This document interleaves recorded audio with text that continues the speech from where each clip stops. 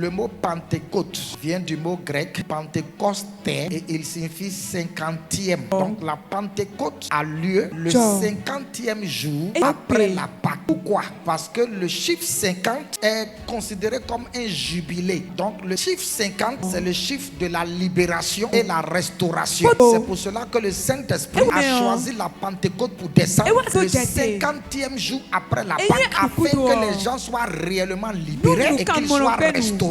Pendant la Pentecôte, il y a 3 événements qui se produisaient. Premièrement, le repos des terres. Deuxièmement, la fin des dettes. Troisièmement, la libération des esclaves. Donc, c'est ce qui se passait à la Pentecôte. Cette fête existait depuis l'ancienne alliance, parce que le 50e jour, après que les agneaux ont été immolés en Égypte pour la délivrance des Égyptiens, alors la Pentecôte était célébrée dans l'Ancien Testament. En hébreu, on nomme cette fête Shavuot et il signifie fête des semaines. Donc il s'agit de la 7e semaine après la Pâque. Donc même dans l'Ancien Testament, ils célébraient cela. Et cette fête avait 3 appellations. On l'appelle fête de Pentecôte parce qu'il est célébré le 50e jour après la Pâque. Deuxièmement, on l'appelle la fête des semaines parce qu'elle est célébrée 7 semaines après la Pâque. Ça fait 49 jours. Et le 50e jour, on célébrait la Pentecôte. Enfin, on appelait cette fête la fête des moissons parce que